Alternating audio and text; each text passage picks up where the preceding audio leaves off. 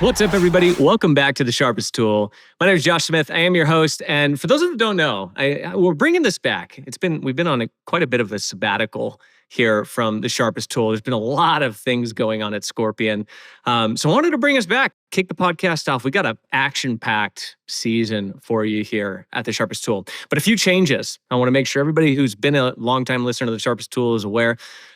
First off, those who know me, I've been hosting the show for almost 3-4 years. I also wear a couple hats here at Scorpion. I'm the VP of marketing for the home services division here at Scorpion. So I help assist the team that ultimately drives the customer success over here.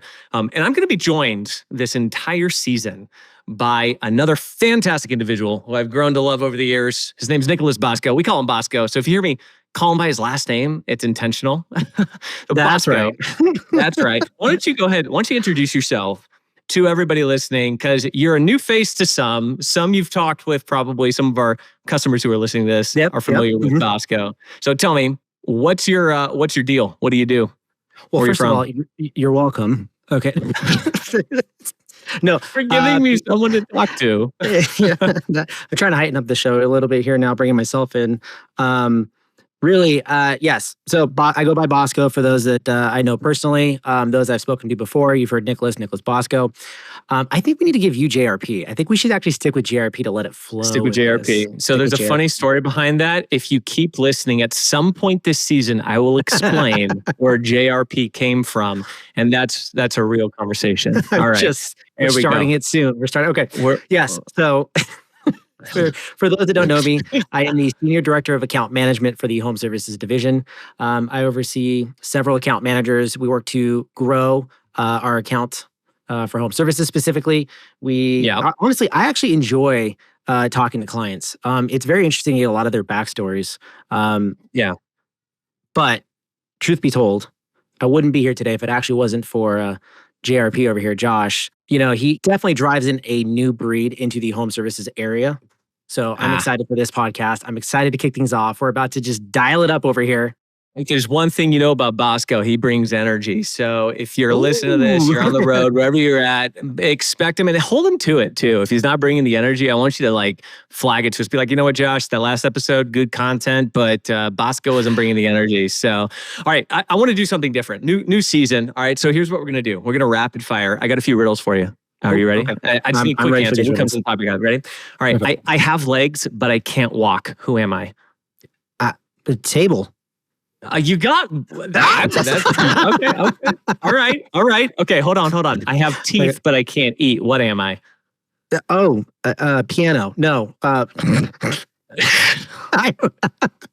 don't know why that came to mind. I have teeth, but can't eat. What am I? My grandpa. Is that not a thing? That one deserves a little.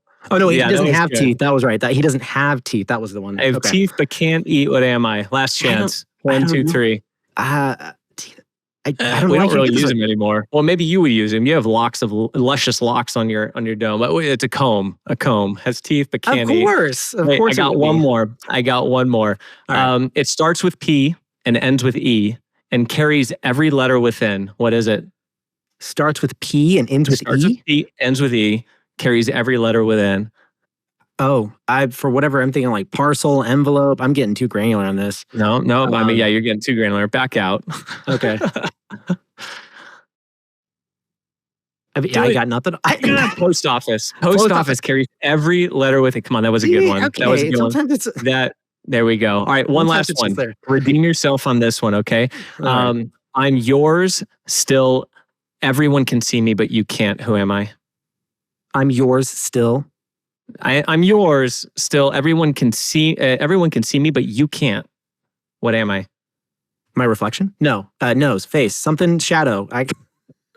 Shadow. Drum roll, please. And it's Is it really? Yeah, it's a shadow. Which I don't know if I agree with that one though, because you can see your shadow. So, anyways, here's another one for you. Topic of discussion today. It starts with social and ends with media. Oh, okay. That was a good way That's to what get we're into going that to one. off. A little bit longer winded on this intro, but I want to make sure everybody gets to feel the vibe of what we're going to put down here. But today, I wanted to talk about social media. Social media is a big thing, especially for home services contractors, right? We're moving into what many dub kind of the shoulder season. Yep. So for some people, things start to slow down. For some people, things start to pick up. For some people, they don't really see a change. I think there's been this historical idea that things always slow down. And I've just seen that to not be the case. I've seen so many businesses thrive in the shoulder season. But one of the things we constantly talk about and preach here at Scorpion is this idea that this is the time when you really want to build value with your customer base. And one of the best ways to do that is social media. But not even in the slow season. It's year round, consistency. We talk about that all the time. I think people forget about that. Yeah. What? But so here's like step back, right? I mean, you're Bosco, for what it's worth, people look him up. He's way more social media savvy, I think, than even I am. And what he drives is this idea of consistency, the importance of consistency. So if we're going to maximizing social media engagement, it takes consistency. Tell me a bit about that, Bosco. What does that entail? Being consistent on social media, what does that entail? Okay, I think what people tend to forget is social media. We think of just kind of generalizing Facebook or Instagram, right? And those are kind of your two core foundational. But if you look at what you're trying to accomplish, first of all, social media has created awareness. Remember the word awareness, right? Awareness. Yeah. So we're trying to create this awareness, not only for your brand, right? For your business, right? We talk about influencers. We talk about, again, influencers can be your celebrities, building brands such as like Coca-Cola, Apple, right? It's all about how you build your awareness. Well, it's through platforms that people are using, right? People love consistency because it's something that they can rely on and go back to time and time again. So when we talk about consistency, it's about getting it out there. And what people tend to do is they go, all right, I'm going to start posting. 3 posts later, they're done. And it's like, that's not how this works. Let's drum that up. Let's actually dial it up to the consistency. Your audience wants to hear from you. They want to know what you're doing, what you're wearing, what you're eating, what you're talking about, what happened to your ex, whatever the case may be. They want to hear about it, right? But they love that consistency.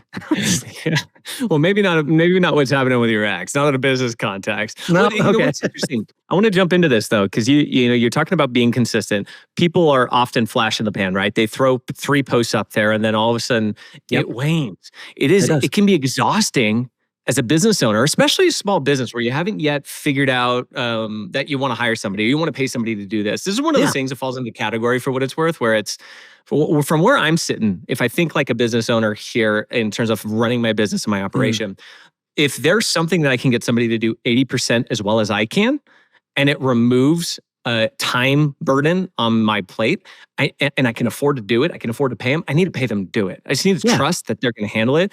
And I think that's one of the things, like, even myself, I am so bad at this consistency thing. Posting consistently, week over week, day over day, month over month, year over year, to build the relationship on these social channels the way that you need to if you're going to do it right. If you're going to maximize social media engagement, you have to be consistent with being present with your people, right? Yep. But there's a way to accomplish this. It's a lot of legwork in the beginning, but it pays off dividends in the end, right? Because you're building that awareness. You want to schedule. You got to build a schedule to actually accomplish a lot of these things, right? And what I mean by schedule is, if you're looking at 1 month, 2 months, 3 months ahead, you're actually going to start building out a schedule of what you're going to talk about. Business owners, everybody out there, you know your business. You know what your season looks like. You know when it gets hot, when it gets cold, right? Yeah. You know what people are DIYing. You know what people are talking about, what they need. You schedule out those posts to reflect what people are going to be talking about. Even wrap it around the holidays. Talk about what's going on. Like, building out the scheduling of your posts helps create this consistency. And all of a sudden, you're doing it within 2 days, 3 months work. Simple as it's sometimes easier said than done. I get that, but you get the consistency. You're building out the scheduling of your posts. And I agree. I think that a lot of the times the business owners try to take a lot on themselves. Yeah. If you can afford it, hire somebody out to do it. It really makes a big difference. One, it takes the lift off of you. You're actually having someone who knows that area, is the expert on it, can give guidance and suggestions of what you want to accomplish 100% of the time. Yeah. And I think it's so, especially in the home services field, especially. It is so important to drive your content visually. I think for anybody driving content visually, we're seeing it in the TikTok generation, with videos become the primary medium, the primary motif to getting content out to users, right? Instagram with images, right? pictures in terms of reels, even slideshows become super valuable and important. And we're seeing these social channels prioritize those mediums. So like, I think there's a case to be made about if you're going to do it right, yes, get somebody to help you with it, right? Schedule it out. You want to schedule consistently.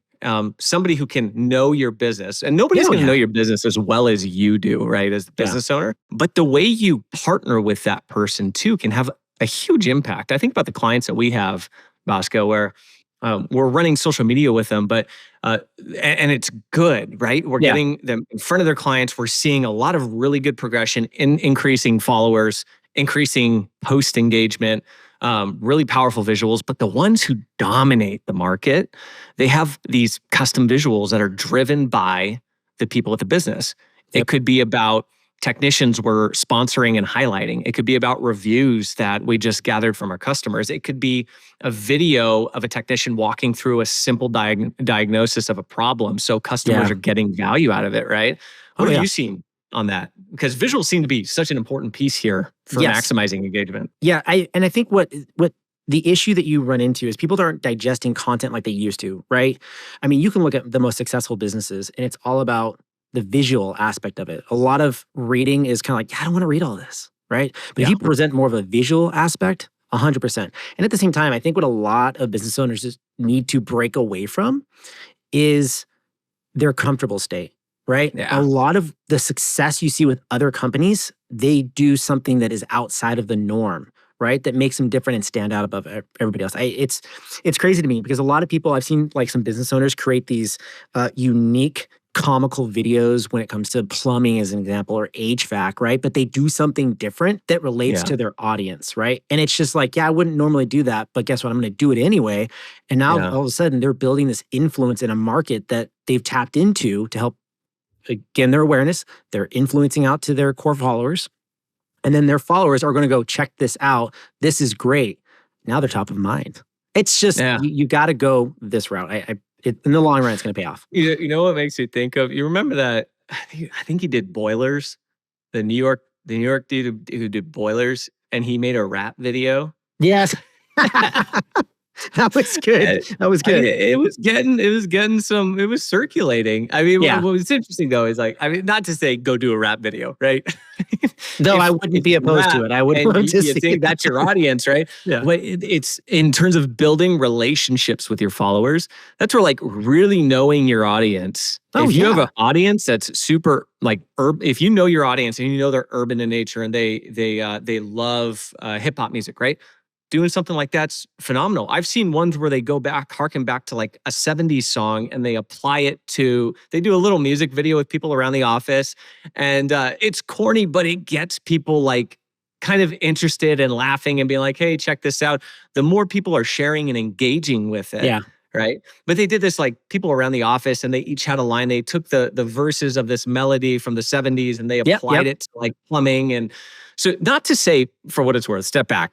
You don't have to go do a music video. You can if you want to, but you don't have to. Like stay within something that's authentic to you and your brand, right?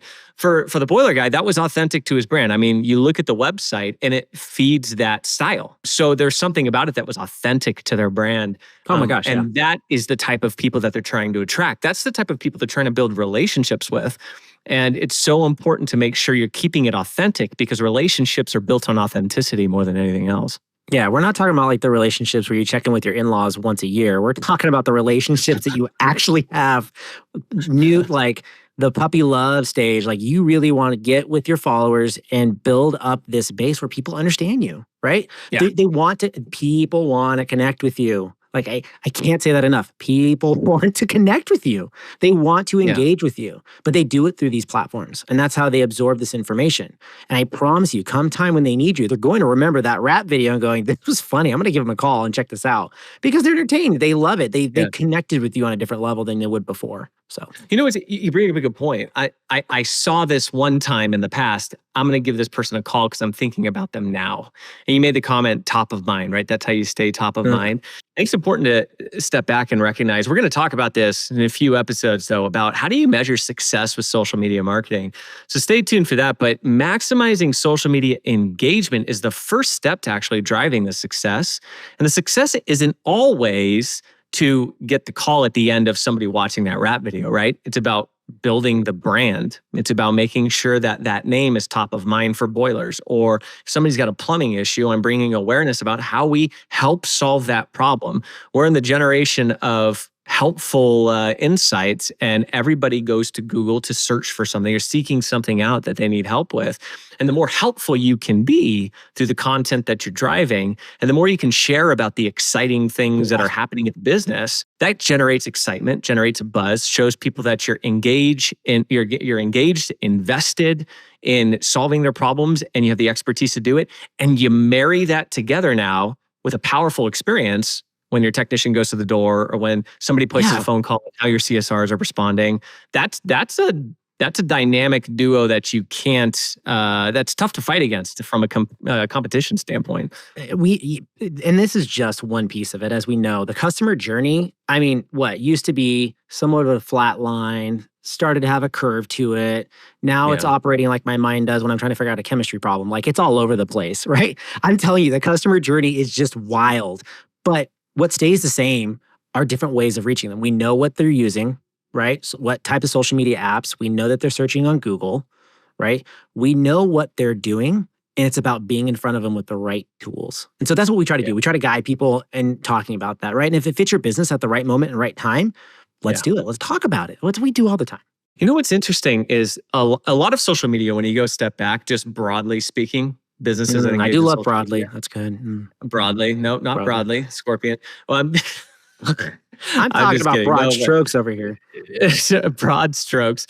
This idea of influencer marketing, right? Leveraging, we think oftentimes, I think with home service business owners, there's influencers within the industry, right? We go to business coaches, we go to marketing experts, we go to online personalities there, and they help us. We're likely to investigate, buy things from the people just as business owners, right? Yep. But now there's a step further that a lot of product companies typically take, right? They go to celebrities, well-known people on social media, and they get them to push their products to a specific client base. And the way they do this is they find people who typically are of the client base that they would sell the product to, who also happen to be an influencer online.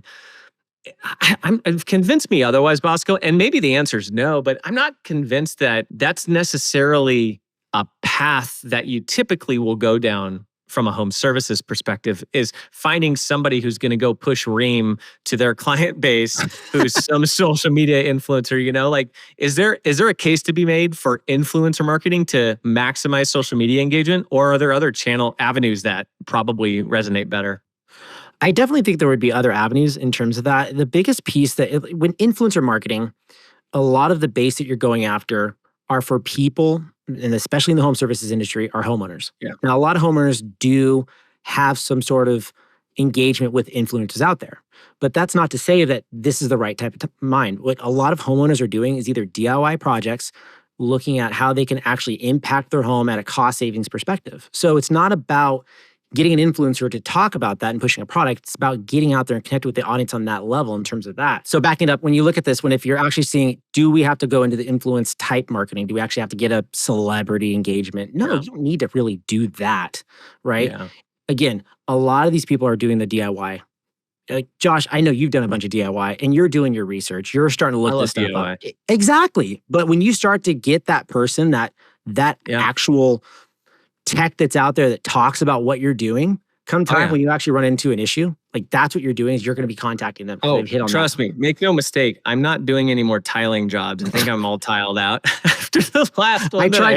I tried doing grout, and I will tell you right now. What's funny is grout is actually, like, doing a grout job is actually not bad. I don't mind that. You put it in the lines and then you swipe it. Like, that's fine. That's the tiling stuff, man. That's exhausting. So I will absolutely hire a tile person for my next job. But the people who are like witness to me, if they're local, like, those are the ones I want to like give the business to because they're in front of it. I think, here's the case. I will say this on influencer. Now that I'm thinking about it, influencer marketing, where it becomes really impactful for a home service business is, let's say you give a really powerful experience to somebody in your local market who just so happens to also have an influence online or an influence following. You end up doing work at the house of a celebrity, or you do, and then you're able to build a connection and relationship with them to the point where it's like, hey, would you mind, just sharing your experience, something like that. That potentially could be a path that you go down to engage in influencer marketing. But yeah, and how does this integrate with other channels? You mentioned the zigzag, the chemistry problem. I'm just kind of curious your thoughts. How do you see it when it comes to how this integrates with other marketing channels? Well, okay. So we talk about the customer journey. Let's use your tiling as an example. And I promise you, any tiling I would do would look like Picasso. It's just all over the place. So if we're going to do some tiling, first of all, typical homeowner is going to want to do that DIY. They're going to be like, all right, I can do this. Wife goes to you and says, hey, honey, I want to do this for our bathroom. You're like, I got this. In reality, we know in our minds, we're like, we don't got this. But we start looking it up. We DIY the project. We think about, all right, what tools do I need? We start looking at the tools. There's some recommendations. First of all, I'm on Google. It's not social media. I'm on Google. I'm getting hit up by different ads, different videos, right? Whether it's through YouTube, sometimes social media pops up, what have you. All of a sudden getting hit up. We start looking at those products. Great. Next step. We start getting all the tools, start going through it. Then we find the video that tells us how we actually accomplish this project. Over time, we're going to come across, say, a plumbing issue because as we did tiling work, guess what? I accidentally hit too far and now I've broken a pipe. I don't think I can actually do that work. I'm not speaking from experience on this, but I probably have broken a pipe. But so we look at this. Now, all of a sudden, we're doing some research, but maybe I did some research via from the tools I hit up. Now, all of a sudden, that social media marketing that was hitting some of that similarity of what I was looking for is actually targeting me. So now the customer journey is on social media, through Google as well. So it's kind of going back and forth. So what's happening is I've done my research. I've done my walkthrough of different things. I've now said, all right, I need a plumber near me as an example. So as I'm looking through this, I'm getting hit up with different advertisements on Google through retargeting, through social media retargeting, through Instagram, what have you. Now, all of a sudden, I'm going to start calling some of these prospects because I need some help and guidance. So again, maybe I don't call them right now. Maybe I figured out another DIY on how to fix it myself, but I got them in my back pocket. So it'll probably take me several different click-throughs just before I actually call a business, right? So again, I'm hitting on all these different areas and different platforms. So the customer journey is all over the place. That's just me. As you can tell, I'm all over the place. So by the time I'm actually like, all right, I need to call somebody, it took me through 5 different areas to finally go, all right, I need this guy to come out here and fix my broken pipe. Totally. And it's kind of like it's courting, right? You got to be present with somebody that you want to ultimately have a commitment with. Oh, yeah. And so this is kind of part of that, right? You can't expect a random commitment if you're not continuously present with them in a powerful way. So maximizing social media engagement, super interesting, super powerful. Next 4 episodes, stay tuned because we're going to be jumping into how do we leverage it for lead generation? What's the role of video? Video is a rising discussion right now in terms of social media marketing. Actually, I think it's been a rising discussion. I think we're seeing the need for it now more than ever. So, and then we're going to talk about measuring success. That's all to come. Just wrapping up this episode. I hope you guys enjoyed it. If you enjoyed it, definitely share it around, slap that like button and give that subscribe button a little nudge so you can get more of this awesome content from Bosco and JRP over at the Sharpest Tool by Scorpion. Yes, sir. Until next time, Bosco, I'm pumped for this season. I hope you are too. I'm excited for this. It's going to be great. All right. Until next time, friends. We'll talk then.